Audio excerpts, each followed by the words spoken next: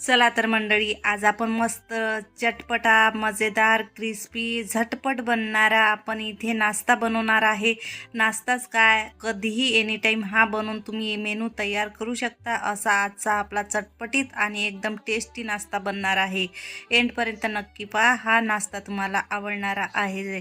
तर चला, पापड चाट बनवण्यासाठी आपल्याला मीडियम साईजचे पापड घ्यायचे, जास्त मोठे नाही आणि जास्त लहानसुद्धा नाही, आवडीचे पापड घ्यायचे. मी इथे मुंगाचे पापड घेतलेले आहे, एकदम टेस्टी बनतात. तर सर्वात आधी आपल्याला इथं तवा गरम करून घ्यायचा. आता तवा गरम जास्त करायचा नाही, आपल्याला फक्त पापड सॉफ्ट होईल एवढा आपल्याला गरम हवा. जास्त जर गरम झाला तर पापड हे तुटण्याची शक्यता असते आणि एकदम आपले कडकसुद्धा बनतात. तर आपल्याला मीडियम इथं तवा गरम झाल्यानंतर एकदम आपल्याला हलके फुलके इथे रोल बनवून तयार करून घ्यायचे. पापड जेव्हा आपल्याला एकदम मऊसूत असा आपल्याला सॉफ्ट दिसत असेल तेव्हाच इथे आपल्याला इथे कोण बनवता येईल. जर तुम्ही इथे कडक जर बनवणार तर तुटणार, कारण की पापड जे आहे पहिल्यांदाच आपले हे कडक राहतात. तर आपल्याला फक्त हलकेसे गरम करून आपल्याला फोल्डिंग करून इथे कोन बनवून तयार करून घ्यायचे. या पद्धतीने मी एक कोन बनवून तयार केलेला आहे. हलका हलका इथं दाब करायचा, म्हणजे पापड फक्त आपल्याला सॉफ्ट करून घ्यायचा आणि हलक्या हाताने आपल्याला इथे कोन पाडून घ्यायचा आहे. आता कोन तुम्ही तुमच्या आवडीनुसार करू शकता, जसा मोठ्या साईजमध्ये सुद्धा बनल्या जातात. मी मीडियम साईजचे कोन बनवून तयार करत आहे, जास्त लहानही नाही आणि जास्त मोठेसुद्धा नाही. जिथे तुम्ही फोल्डिंग करणार ना, तो भाग थोडासा दाब करून सेक करून घ्यायचा, म्हणजे हे साईजला पक्के असे चिपकून जाणार. जर हलके फुलके तुम्ही इथं बांधून कोण तयार करणार ना, तर ऑइलमध्ये किंवा तसे एअर फ्रायमध्ये तुम्ही करणार ना, त्यावेळेस सुटतात. तर असे रोलिंग केल्यानंतर थोडासा हलकासा इथं गरमास जे राहते ताव्याची, तेच आपल्याला इथं द्यायची आहे आणि याच पद्धतीने आपले हे कोन बनवून तयार होतात. तर मी काही इथे मोठ्या साईजमध्ये पाडणार आहे कोन, काही हलके इथे अर्ध्या अर्ध्या पापडचे इथे छोटे छोटे कोन बनवून तयार करून घ्यायचे आहे. एकदम फटाफट होतात. हे प्रोसिजर आपल्याला लवकर लवकर करून घ्यायची आहे, कारण की सॉफ्टमध्येच आपले कोणाची जे साईज आहे परफेक्ट बांधल्या जाणार.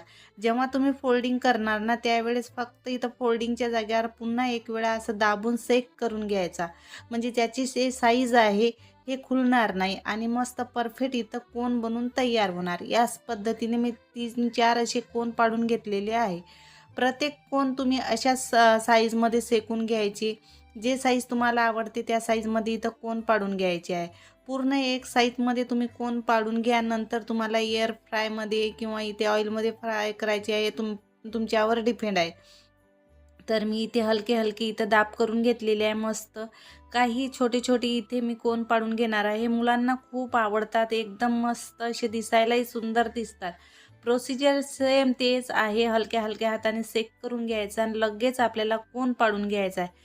जास्त जर वेळ लावला ना, तर त्याची साईज जी आहे वेगळ्या पद्धतीने पाडल्या जाणार, म्हणजे ते साईज जशी तुम्हाला हवी तशी पडणार नाही.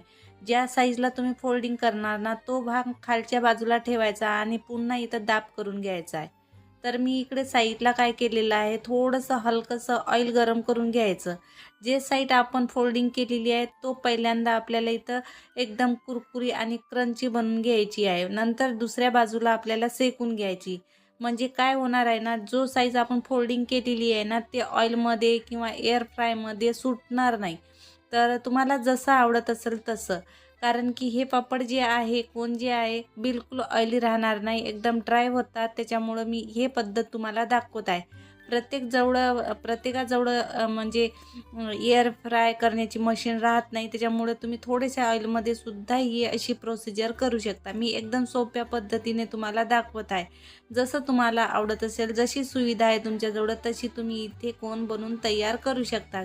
आता आपल्याला कोन बनवण्याची फारच अवघड प्रोसिजर वाटते, पण या पद्धतीने जर तुम्ही कोन पाडून घेतले ना, तर बिलकुल तुम्हाला त्राससुद्धा होणार नाही आणि एकदम फटाफट तुम्ही हे कोन पाडून तयार करू शकता. आता बऱ्याच प्रत्येक वेळेस आपण वेगवेगळे पद्धतीचे कोन बनवतो किंवा आपल्याला झटपटीत खायचं असा आपल्याला विषय असतेच काही ना काहीतरी, तर या पद्धतीने सुद्धा तुम्ही बनवू शकता. तर या पद्धतीने मी एकदम सोप्पा तुम्हाला मार्ग दाखवलेला आहे, या पद्धतीने तुम्ही बनवू शकता. तर काही मी लहान इथे फ्राय करून घेतलेले आहे आणि मोठे सुद्धा याच पद्धतीने घ्यायचे आहे, म्हणजे काहीच वेगळं नाही आहे. प्रत्येक वेळेस तुम्हाला जे फोल्डिंग केलेला भाग आहे पहिल्यांदा इथे फ्राय करून घ्यायचा, म्हणजे मग पूर्ण बाजू इथं सेक करून घ्यायची आहे. आता स्टफिंग तयार करण्यासाठी माझ्याजवळ अर्धी वाटी बॉईल आलू आहे. म्हणजे 2 मी इथे आलू इथं उकडून घेतलेले, साला वगैरे काढून घ्यायचे, मॅश करून घ्यायचे.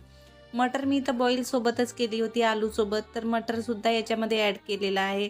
मूठभर इथं कोथिंबीर हिरवीगार मस्त ताजी टाकायची. अर्ध मी इथं चॉप केलेला कांदासुद्धा टाकलेला आहे. चवीनुसार मीठ घालायचं. आता चटपटीत पापड मसाला बनवायचा त्याच पद्धतीने करायचा आहे. स्पायसी जर खात असाल तर जास्त तिखट घाला.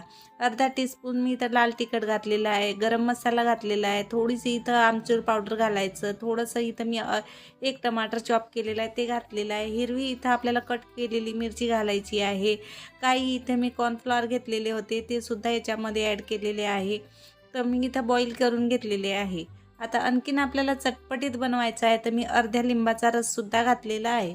आमचूर पावडर किंवा चाट मसाला असेल तर तुम्ही थोडीशी क्वांटिटी लिंबाची कमी करू शकता. मस्त चटपटीत तोंडाला पाणी सुटणारा हा आपला चाट मसाला तयार झालेला आहे. कोथिंबीर घातल्यानंतर तुम्हाला जर पुदिना घालायची इच्छा असेल तर ते सुद्धा घालू शकता. हे मी इथं चटणी केलेली आहे मस्त गोड, आंबट आणि इथे मस्त तिखट, म्हणजे तिन्ही मी इथे चटणीमध्ये मी फ्लेवर घातलेले आहे. इथं निंबाचा रस घातलेला होता, काही मी इथे काश्मीरी लाल मिरचीचा बनवलेला होता. तेच तिखट मी पुन्हा स्नॅक्ससोबत ठेवत असते. तर हवी असेल रेसिपी तर नक्की सांगा, मी ते शेअर करणार.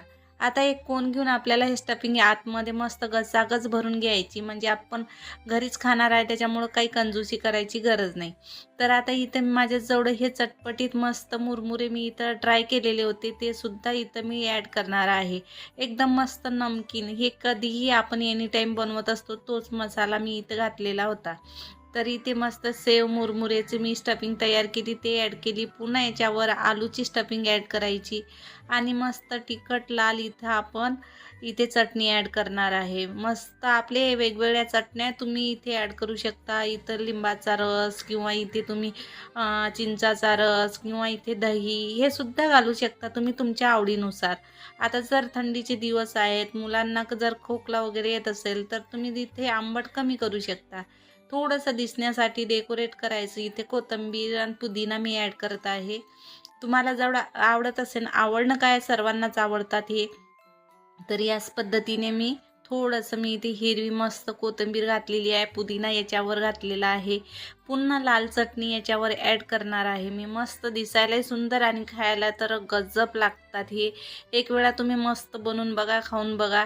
तर या पद्धतीने प्रत्येक कोणामध्ये मस्त वेगवेगळ्या पद्धतीची इथं चटण्या वगैरे टाका, मस्त स्टफिंग टाका किंवा आलू जर तुम्हाला खायची इच्छा नसेल तर मस्त सलाद बनवा. टमाटर, लाल मिरची, हिरवी मिरची, ककडी, पत्तागोबी, शिमला मिरच, इथे थोडीशी सेव वगैरे याची स्टफिंगसुद्धा तुम्ही भरू शकता. मस्त इथं कांद्याची पाल किंवा सुकेल कांदा असेल ते सुद्धा ॲड करून मस्त इथं सलादसुद्धा तुम्ही खाऊ शकता बनवून. तर या पद्धतीने वेगवेगळ्या पद्धतीने पापड मसाल्याची चटणी बनवल्या जाते किंवा स्टफिंग बनवल्या जाते. तर तुम्ही या पद्धतीने बनवा किंवा तुम्हाला जशी आवडेल तशी. एकदम सोपी तुम्हाला इथं दाखवलेली आहे, सांगितलेली आहे. या पद्धतीने तुम्ही खाऊ शकता. आता जर कोण जास्त क्वांटिटीमध्ये तुम्हाला बनवायचे असेल तर तुम्ही बनवू शकता. बिलकुल आठवडाभर हे एकदम चांबट किंवा असे लूज पडणार नाही आणि मस्त कडक खस्ता राहतात. ज्यावेळेस तुम्हाला स्टफिंग बनवायची आहे त्यावेळेस बनवा आणि मस्त अशी भरा आणि तवाच्या तवा तुम्ही खाऊ शकता अशा पद्धतीने. एकदम सोपी पद्धत तुम्हाला सांगत आहे की पुन्हा आपण हे एकच रेसिपी पुन्हा बनवत नसतो. त्याच्यामुळं खूप क्वांटिटीमध्ये तुम्ही कोण बनवून ठेवा आणि स्टफिंग तुम्ही जेव्हा तुम्हाला जसं आवडेल तसे असे भरून एन्जॉय करू शकता. तर या पद्धतीने काही मी बनवून घेतलेले आहे, काही मी तसेच सुके ठेवलेले आहे.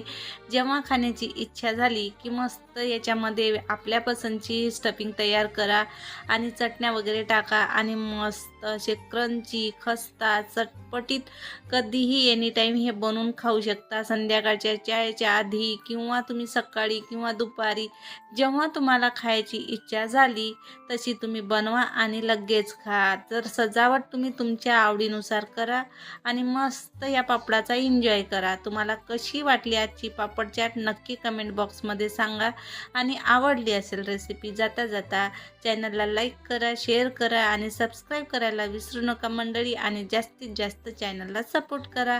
तर अशाच चटपटी मसालेदार रेसिपीसोबत पुन्हा भेटूया. तोपर्यंत बाय.